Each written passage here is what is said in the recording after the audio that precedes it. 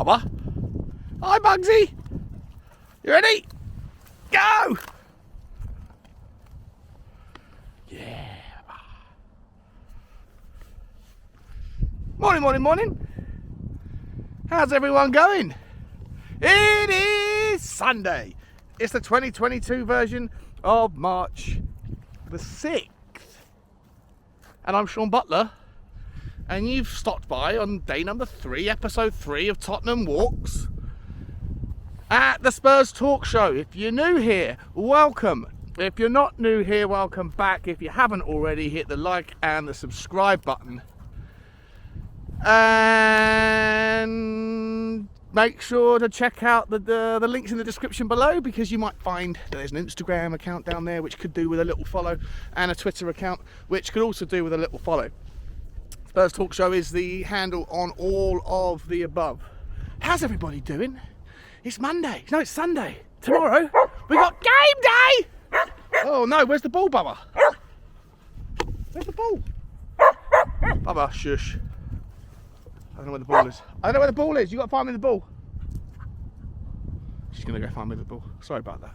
Listen, only thing I wanted to say today, 2 things really.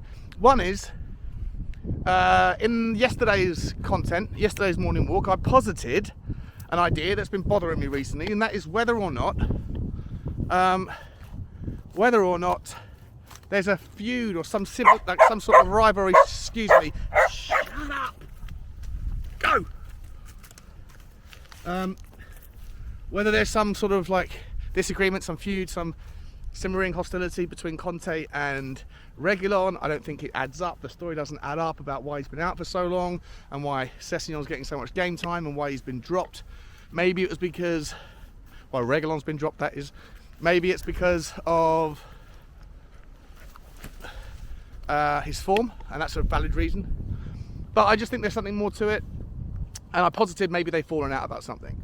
SOF, or SOF, in the comments yesterday said it could also be, option 3, could also be because maybe Real Madrid have, decided to execute the buyback clause. And we don't know about that yet, but Conte does. And so maybe he's, giving Sessegnon a bit more extended game time because he knows that Reguilon's not going to be with us next season. It's an interesting additional variable to think about. I don't know if there's any truth to it. I don't even know if there's any truth to any suggestion that there's a rivalry or a feud or some sort of disagreement. It could just be that he's been dropped because he's been injured and he hasn't played that well to guarantee that when he's not injured or sick, that he's guaranteed his place back. So I could be making a massive mountain out of a very small molehill.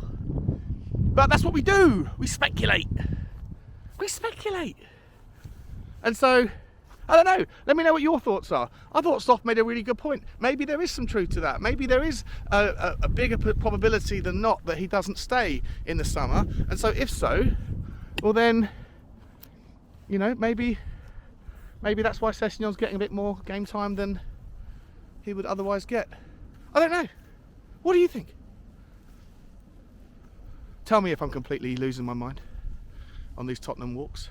Other thing I wanted to talk to you about, guys, was yesterday there was some news coming out that Tottenham are closer to signing their naming rights deal. Their long spoken of, never to be substantiated rumours of the naming rights deal. And yesterday came out saying that it was going to be a £500 million deal with Amazon and Nike being the 2 names that were posited. Where's your ball? Find your ball. Find your ball. Go find it. Should find it.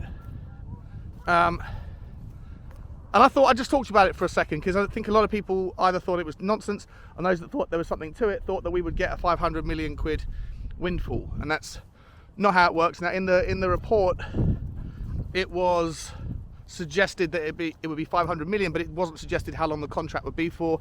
And I thought I'd put some numbers together and look at what's going on around the world with stadium naming right deals. And on the basis of what I'm about to tell you, I think that any deal would be for 20 years and be about £25 million a year, which would be right up there with the #1 stadium naming rights deal in the world. to give you an idea of comparables at the moment, you've got Etihad, obviously in Manchester City, that pay, and this is just robbing Peter to pay Paul because it's the same ownership anyway, but they pay Manchester City £18.5 million a year, about 24 million dollars, 22 million euros a year. That's the biggest in the Premiership at the moment. The biggest in Europe is currently just about to be Atletico Madrid, and they're getting 25 million euros a year. Other notables, I actually thought that when I saw the initial data, I thought that Turkey had the #1 stadium deal in Europe, or in football at least, which was Besiktas Stadium, which they got a deal with, I think it's a local mobile phone operator, but it turned out that's only about 10 or 11 million a year, so still massive considering, you know, it's Turkey, and Turkey you wouldn't put on the kind of in the top 10 economic, you know, Goliaths in the world, or anything like it, probably not even top 30. So it's surprising that they're even up there, but they are. And then the only other one that's notable really in Europe is the Alliance Arena in Germany, which I think is also 20 million euros. So if Tottenham get it for 25 million pound, which is about 28 million euros, it would basically smash the record in Europe. If you go across to America, notables are the MetLife Stadium, where New York Giants and Jets play football, I believe, and that's in New Jersey.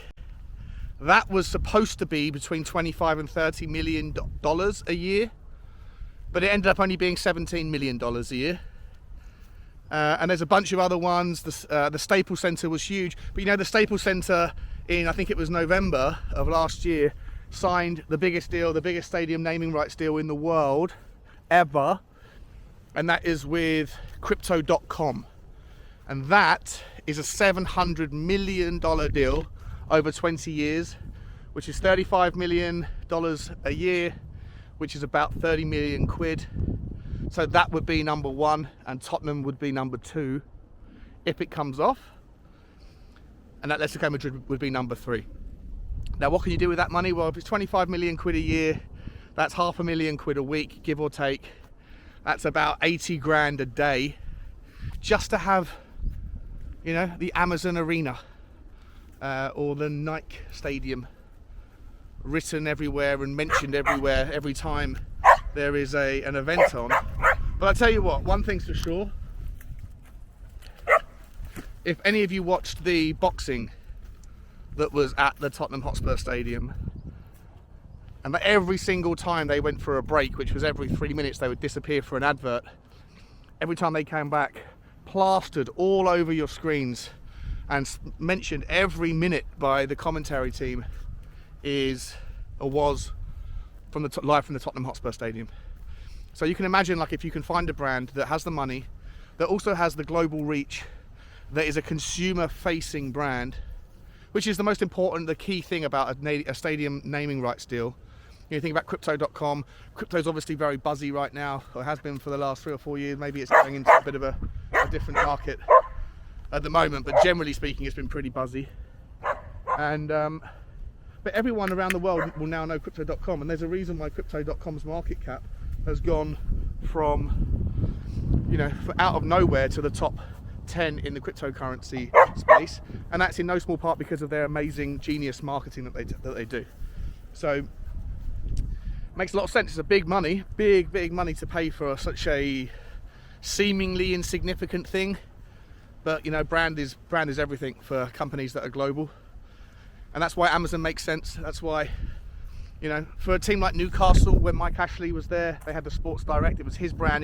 He was doing the same methodology as what Etihad are doing, but on a micro scale. You know, no one supports Newcastle who doesn't live in Newcastle, or very, very few people. But in Newcastle, it's massive, and the Sports Direct brand makes a lot of sense to the economic situation that Newcastle is in, the type of demographic that's there, and you know, for a big team like Manchester City, having Etihad plastered everywhere makes sense as well. And And so Amazon makes a ton of sense for Tottenham, especially if we're going to do the concerts and do the boxing and do all of the NFL and stuff. It makes absolute sense to have a relationship with Nike or with Amazon or both.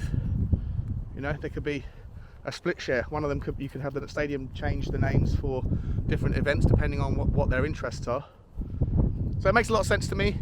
I hope there's more truth to it than just speculation and rumour, as always. But who knows? Just thought I'd spend a few minutes talking about it. Anyway, that's it from me. I'll see everyone tomorrow at the South Stand bar, for those of you who are going to go to the game. And hopefully we're going to get 3 points.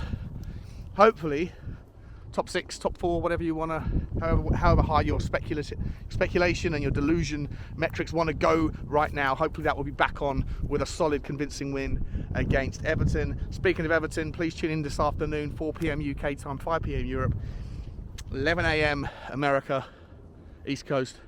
I'm doing my show with Michael that was supposed to be yesterday. It's now today. And it'll be interesting, my first time talking to a non-Tottenham fan about non-Tottenham things. So it might be a little bit boring, might be awesome, I don't know. We'll see what happens. Got to experiment.